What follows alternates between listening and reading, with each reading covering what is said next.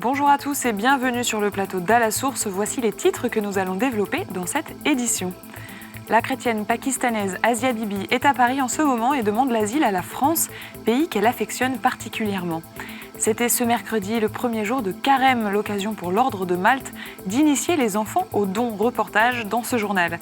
Et puis l'adolescent italien Carlo Acutis, surnommé le geek de Dieu pour sa passion d'Internet, va bientôt être béatifié. Enfin, dans notre dossier, nous parlerons du Carême. Hier, mercredi des Cendres, les catholiques ont entamé 40 jours de pénitence, de jeûne et de prière. Des termes qui peuvent paraître désuets pour la société. Comment appréhender ce temps? Quelle place pour la sobriété dans notre monde aujourd'hui? Nous en parlerons avec Alain Baron de Radio Notre-Dame et Claire Bernol du magazine Réforme. Ils sont avec nous sur ce plateau. On les retrouve juste après le journal. Et nous ouvrons justement ce journal avec le Carême. Hier, mercredi des Cendres, le pape François a donné, comme chaque mercredi, son audience générale. Elle était axée sur la signification du désert. Le désert doit être un lieu de silence et de détachement, a-t-il insisté. Un lieu où l'on retrouve l'intimité avec Dieu, l'amour du Seigneur. Il a aussi donné des pistes pour vivre le Carême de manière très concrète. On en écoute un extrait.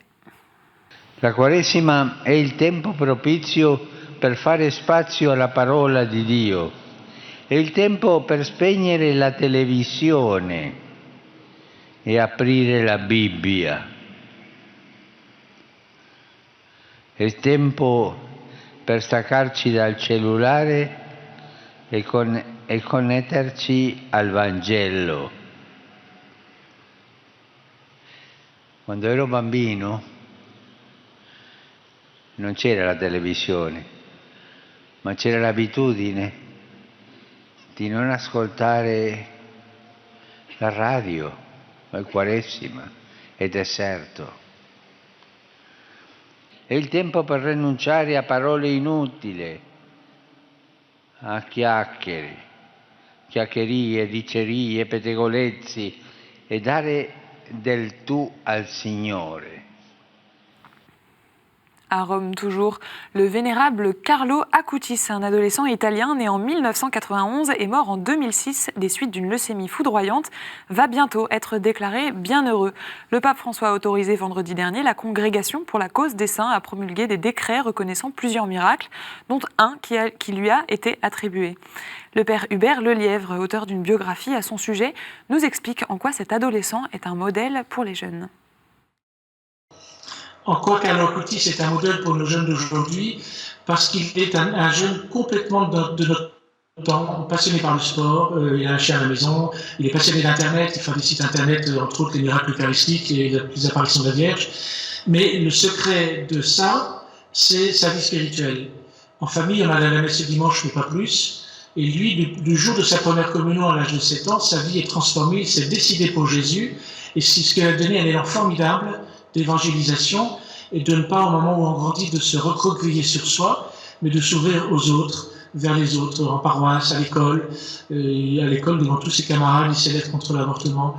Au niveau des pauvres, il allait dans la rue, qu'est-ce que tu as besoin, voilà. Ça, c'est Carlo Acutis. Son secret, c'est le contact, le lien profond, la connexion avec Jésus, qui lui a donné d'être connecté avec ses amis et connecté avec le monde. Et nous restons au Vatican. Demain, vendredi 28 février, l'Académie pontificale pour la vie organise un sommet sur l'intelligence artificielle. Un document intitulé « L'appel de Rome pour une éthique dans l'intelligence artificielle » doit être signé. Plusieurs personnalités seront présentes, le président de Microsoft, des dirigeants d'entreprises de haute technologie, mais aussi des hommes politiques. Marie-Jo Thiel est membre de l'Académie pontificale pour la vie. Elle nous explique pourquoi le Vatican s'intéresse à l'intelligence artificielle. L'intelligence artificielle est un domaine en plein essor et que ça change un certain nombre de procédures dans la prise de décision, en particulier au niveau de la médecine. L'intelligence artificielle n'est pas d'abord une question d'opportunité ou de préjudice. C'est un domaine extrêmement important. Je crois on ne nous demande plus aujourd'hui de savoir si on refuse l'intelligence artificielle. Il ne s'agit pas non plus d'être fasciné par elle, mais il s'agit de comprendre qu'il y a des avantages et des inconvénients de part et d'autre et qu'il faut faire avec pour en utiliser, je dirais, les meilleurs avantages, pour en tirer profit dans les différents domaines où elle se développe en mettant en place des régulations juridiques, légales, politiques, éthiques, etc. On retiendra également les mots de Monseigneur Paglia, le président de l'Académie pontificale pour la vie, lors d'une conférence de presse présentant le sommet. Selon lui, je cite, « Il faut humaniser la technique et non pas technologiser l'humain ». Au chapitre des abus dans l'Église, la congrégation des légionnaires du Christ a renouvelé son engagement pour la justice et la vérité en faveur des victimes d'abus sexuels. 2 documents ont été publiés ce mercredi 26 février. Ils sont le fruit de réflexions, de décisions et d'engagements à la suite des abus commis par des membres de la congrégation. Le premier s'intitule « Conversion et réparation », le second « Protéger et guérir ». Explication. Nous avons fait un chemin depuis les premiers dévoilements de l'histoire de notre fondateur et après aussi des autres personnes qui ont fait du mal dans notre histoire. Et nous avons compris une chose. Les victimes ont besoin d'être écoutées, entendues, crues, prises en considération, accueillies. Point. Ça, on n'avait pas tellement fait dans le passé. On avait commencé, mais on n'avait pas tellement fait. Et ça, les victimes, ils le méritent. Et c'est pour ça que nous avons fait tout un chemin depuis l'année 2010, vraiment. Quand on voit une fois des victimes, quand on les écoute, quand on entre un peu dans leur monde, on se rend compte qu'on ne peut pas comprendre si on ne les a pas écoutés. Nous avons aussi voulu aider à comprendre que les victimes, notamment les victimes dans le début de notre histoire, ils ont eu un message prophétique. Non? Nous, on les avait considérés toujours un peu comme des ennemis parce qu'ils nous ont dérangé dans notre chemin. Mais aujourd'hui, nous voyons que c'était un message prophétique duquel a aussi profité l'Église et tout le développement de cette thématique dans l'Église. Notez que le chapitre a publiquement demandé pardon aux victimes. Il les a également remerciées pour leur courage. Dans l'actualité également, Asia Bibi est en ce moment de passage en France pour présenter son livre autobiographique. Cette mère de famille chrétienne avait été condamnée à mort en 2010 au Pakistan. Après 10 années de prison, elle a finalement été acquittée en janvier 2019, puis libérée. Elle vit aujourd'hui au Canada en exil avec sa famille. Elle doit rencontrer demain, vendredi, le président français Emmanuel Macron pour lui demander l'asile politique. Nous l'avons rencontrée pour un entretien exceptionnel sur KTO. Elle nous a expliqué ce qu'elle souhaitait dire au président et ce qui la lie à la France. Déjà, je voudrais lui exprimer de visu ma gratitude. Il m'a estimé digne d'être accueilli en France. Et bon, c'est mon souhait de le rencontrer. Pourquoi souhaitez-vous venir vivre en France ? J'aime beaucoup la France. N'oublions pas, je rappelle que c'est à partir de la France que ma voix a été portée.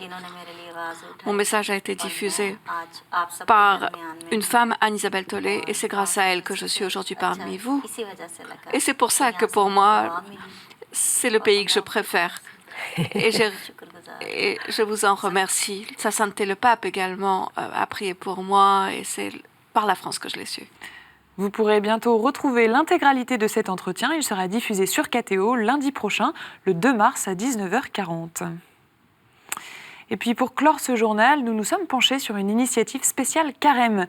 Depuis plus de 10 ans, l'Ordre de Malte organise une collecte auprès des jeunes générations pour les sensibiliser aux dons des denrées alimentaires ou des produits d'hygiène sont récoltés pour être ensuite distribués aux personnes les plus démunies lors de petits déjeuners solidaires. Pour faire connaître leur action, les bénévoles de l'association n'hésitent pas à se rendre dans les écoles. C'était le cas ce jeudi matin dans l'école Saint-Jean-Bosco dans le 15e arrondissement de Paris. Reportage Zina Desmaz. Depuis 3 ans, cette école participe à la collecte des petits-déj en carême. Anne-Christine Degnaud, bénévole de l'Ordre de Malte, est venue présenter cette initiative et elle en a profité pour revenir sur l'histoire de cet organisme humanitaire. Comment participer ? Alors vous le savez, il faut collecter des denrées alimentaires et des produits d'hygiène. À la fin, je vous distribuerai un document à chacun pour que vous l'emportiez chez vous, que vous voyez avec vos parents ce que vous allez rapporter ici. un document sur lequel il y a la liste des denrées alimentaires et des produits d'hygiène qui sont utiles. En cette période de dévotion à Dieu, les enfants sont encouragés à prier pour les plus démunis et sensibilisés à l'importance du don. Tous ces enfants voient des pauvres dans la rue. C'est très dur pour un adulte, mais c'est aussi dur pour un enfant de voir quelqu'un qui est sans maison. Ils comprennent très bien qu'il faut faire quelque chose pour ces personnes dans la rue. D'autre part, ils sont dans une école catholique qui les invite à suivre le Christ. Nous les invitons à faire des efforts pour prendre l'habitude d'être acteurs du bien commun eux-mêmes. Les enfants de CM2 participent depuis plusieurs années à cette collecte qui leur tient à cœur. Je pense que je demande à maman d'acheter quelque chose, mais je vais peut-être utiliser un petit peu de mon argent pour moi un produit. Ça représente un peu la charité et dans la religion, c'est pas de laisser les personnes de côté, etc. et penser qu'à nous, c'est aussi penser aux autres. Pendant tout le carême, les enfants sont invités à déposer des denrées alimentaires et des produits d'hygiène dans leur école. L'année dernière, cette école Saint-Jean-Bosco de Paris a collecté l'équivalent de 440 petits déjeuners. L'Ordre de Malte en a comptabilisé plus de 47 500 dans toute la France. Voilà pour les actualités retenues ce jeudi. On retrouve maintenant la chronique du père Cédric Burguin. Il nous parle cette semaine de combat spirituel.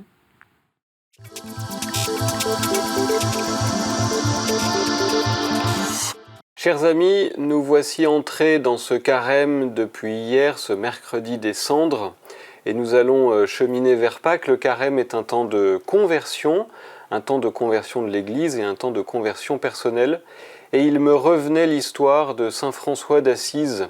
Vous savez, saint François a eu ce rêve de reconstruire l'Église qui était en ruine. Il s'est d'abord attaché à reconstruire la petite église d'un village avant de comprendre que le Seigneur l'attendait dans sa conversion personnelle. L'Église vivait en ce temps dans un luxe assez incroyable et saint François d'Assise n'a pas ménagé ses forces, non pas d'abord pour interpeller toutes les institutions et les structures ecclésiales, mais pour vivre lui-même la pauvreté. Dans le temps que nous vivons, marqué par un certain nombre de scandales qui peuvent tous nous miner, je pense que ce carême est l'occasion pour nous de comprendre que le Seigneur attend d'abord notre conversion personnelle. Et au cœur de ce carême, nous serons invités particulièrement à vivre le jeûne. Le jeûne. Dans l'Évangile, le Seigneur nous fait comprendre que le jeûne est une occasion particulière de vivre un combat spirituel. Il y a des combats spirituels qui nécessitent un véritable engagement de notre part, par la prière et par le jeûne. Or, ce temps de l'Église n'est-il pas aujourd'hui un temps de combat spirituel vraiment particulier ? Depuis des années, nous avons peut-être un peu spiritualisé le jeûne. Nous avons fait du temps de carême un temps de partage, un temps où nous remettions en avant de belles valeurs, de beaux idéaux. Mais vivre le carême et le combat spirituel dans notre propre chair, dans notre propre corps, c'est peut-être remettre cette chair et ce corps à sa juste place en faisant un instrument devant le Seigneur de notre conversion personnelle. N'est-ce pas cet enjeu qui nous attend aujourd'hui, tous et toutes, pour que l'Église redevienne cette belle figure du Christ crucifié et ressuscité. Merci Père. Et tout de suite, c'est la revue de presse.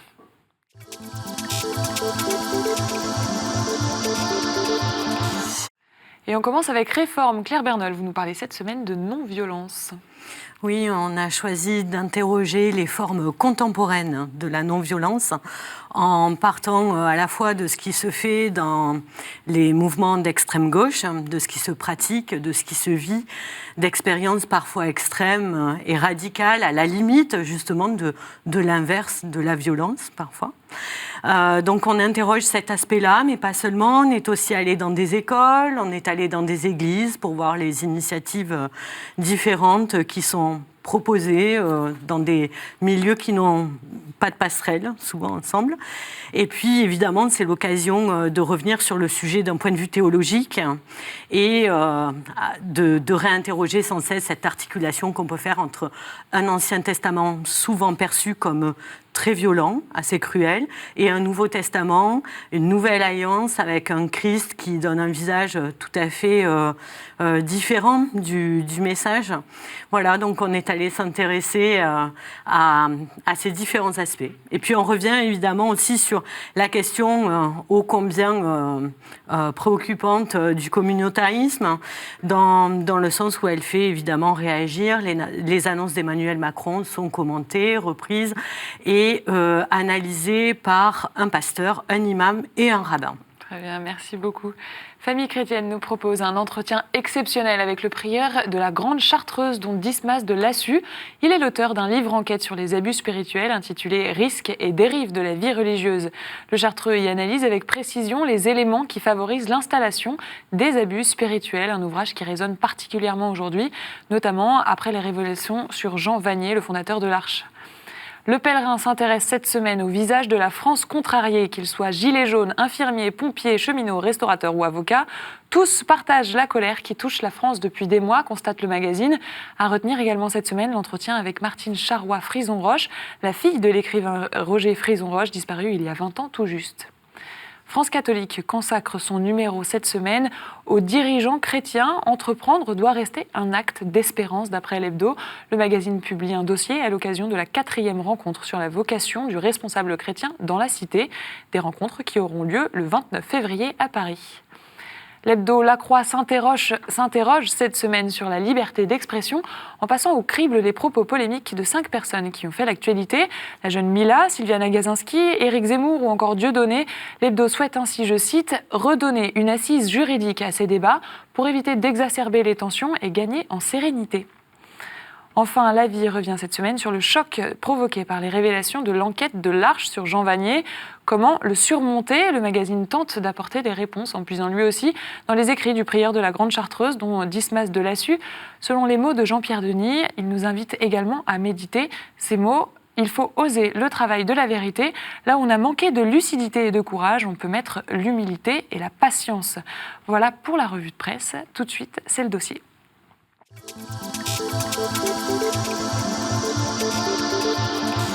Et dans notre dossier, nous retrouvons Claire Bernol et Alain Baron. Bonsoir à tous les deux. Bonsoir. Et merci beaucoup d'être avec nous sur ce plateau.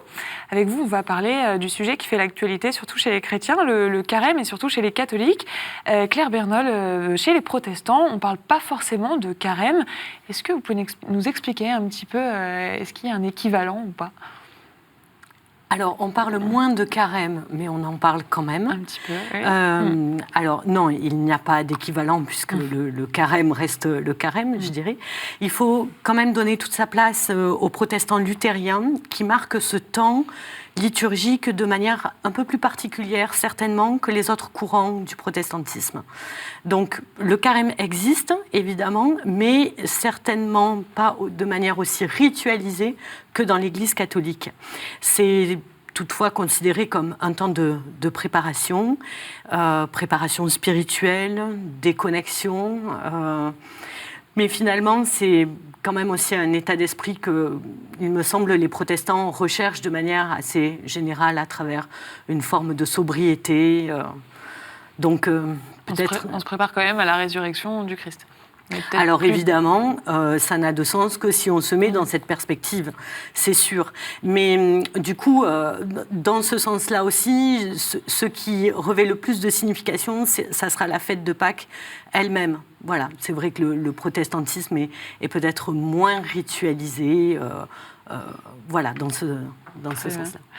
Alain Baron, donc chez les catholiques cette fois-ci, comment, donc vous êtes directeur de Radio Notre-Dame, comment vous abordez ces sujets-là de jeûne, de pénitence pour le carême, pour vos auditeurs ? Déjà, pour la journée d'hier, qui était donc le mercredi des Cendres, qui est le lancement du carême, si on peut dire, on avait plusieurs émissions thématisées, notamment une avec un pasteur d'ailleurs, qui nous a fait l'amitié de venir sur notre plateau, et pour expliquer, parce qu'il faut toujours réexpliquer, hein, vous savez, à la radio, on n'arrête pas de se répéter, et pour expliquer ce qu'est le carême, les 3 piliers du carême chez nous, qui sont la prière, le jeûne et l'aumône. Et évidemment, c'est pas juste le mercredi des Cendres, c'est le lancement de 40 jours vers la Semaine Sainte et Pâques, cette grande fête catholique, enfin, des chrétiens. Alors c'est un sujet qui revient chaque année, donc pour tout le monde, c'est facile, la résurrection du Christ, Pâques. Comment on fait pour parler de ces sujets sans justement tomber dans la répétition? On pourrait dire, dans la presse, on dit que c'est un marronnier, les sujets qui reviennent. Mais bon, pour nous, ça dépasse évidemment le stade du marronnier, c'est beaucoup plus important que ça. Et on essaye d'innover, on essaye d'avoir des nouveaux intervenants. Par exemple, le prêtre qui, chaque jour, commente l'évangile chez nous, remet ça évidemment dans le contexte du carême à partir de ces jours-ci. Enfin bref, on essaye toujours, bien sûr, de rappeler l'essentiel de cette préparation, de cette période si importante pour nous. Dans le protestantisme, je l'ai dit, c'est une période qui est moins marquée. Il y a des initiatives néanmoins. Et sur France Culture, il y a tout de même une série d'émissions consacrées justement à cette période qui précède la grande fête de Pâques et des émissions hebdomadaires. Donc c'est une façon aussi de préparer nos auditeurs à retrouver le sens de la fête de Pâques. Alors, il y a beaucoup de points communs quand même, notamment sur la question de la sobriété. Vous en avez parlé tout à l'heure. Comment aujourd'hui, dans la société dans laquelle on est, on parle de ces sujets-là qui intéressent peut-être moins les gens? Comment on fait? De la sobriété? Oui. Ah bah si, il y a beaucoup de résonance. Tout à l'heure, on entendait le pape qui parlait de faire un carême un peu numérique, c'est-à-dire de débrancher un peu Internet de temps en temps, de débrancher les réseaux sociaux. Ça, c'est vrai que ça peut être une très bonne pratique de se calmer un peu. Alors, bien sûr, nous, les journalistes, on utilise beaucoup Internet, on utilise les réseaux sociaux. On ne va pas cesser de travailler pendant 40 jours. Mais en même temps, on peut effectivement faire des choses un peu plus sobres. Ça, je pense que c'est une bonne chose. Il y a aussi la sobriété au sens de la consommation. De faire attention à ce qu'on consomme. Ça fait partie de l'écologie intégrale, tout ça. Oui, en effet, je crois qu'on rejoint tout à fait la veine écologique dans ce sens-là, et que du coup, on n'est pas si à côté des préoccupations des gens qu'on pourrait le croire. Pierre Rabhi, d'ailleurs, utilisait le terme de sobriété heureuse. Alors évidemment, il ne parle pas du carême quand il dit ça, mais il nous renvoie à un changement de paradigme, à un désir de quelque chose de peut-être moins matérialiste, moins consumériste, des objectifs de vie, est-ce que j'ose dire, plus spirituels, mais en tout cas, il y a une quête de sens derrière ça. Est-ce qu'aujourd'hui, on peut promouvoir, si j'ose dire, une forme de jeûne concrète, on arrête de manger? On parlait du jeûne, Alain parlait du jeûne numérique. Alors, certainement, ça correspond quand même à un besoin, je crois. Moi, je reconnais en tout cas très humblement que je suis extrêmement attachée à mon téléphone portable et que c'est pas plus mal d'apprendre à le lâcher de temps en temps, mais c'est un exercice que je fais tout au long de l'année, 1 jour par semaine. Je ne le fais pas juste en période de carême. Mais effectivement, je trouve que c'est une bonne façon d'aborder cette période, cette notion de sobriété, voilà, cette façon de se déconnecter, au-delà du jeûne alimentaire. Mais pour parler du jeûne alimentaire, c'est aussi une bonne façon. Beaucoup de familles catholiques, par exemple hier, le jour des mercredis des cendres, ont vraiment jeûné ou ont essayé de le faire au mieux. Moi, j'étais dans ma paroisse hier soir et après l'office, il y a eu une soirée bol de riz. Bon, ben voilà, c'était le dîner du soir en bol de riz, pris en communauté. C'était, à mon avis, une très bonne idée. Et puis tout au long des 40 jours, on peut faire effectivement attention de faire moins de banquets, moins de cocktails. Enfin, je sais pas, à chacun, il n'y a pas de règle générale. C'est à chacun d'adapter sa consommation. Mais faire un effort, ne serait-ce que dans la consommation alimentaire, je pense que c'est une très bonne idée. Ça pose quand même la question de ce qu'on fait le reste de l'année. Et du coup, peut-être passer d'un certain type de repas à tout à coup juste un bol de riz, même si je ne perds pas de vue le sens que ça a. Hein. Mais qu'est-ce qu'on fait le reste de l'année? Est-ce que cet esprit de carême ne devrait pas nous traverser de manière plus globale? Alors justement, quel est ce sens du jeûne aujourd'hui? Comment l'expliquer au XXIe siècle? Je crois qu'on est...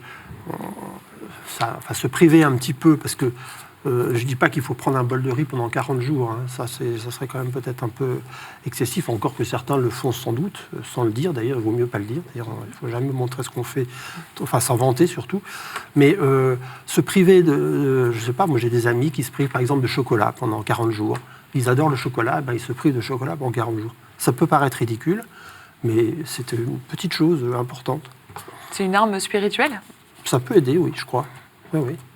Il y a des gens qui se privent par exemple, ils ne vont pas prendre de vin à table pendant 40 jours. Pourquoi pas ?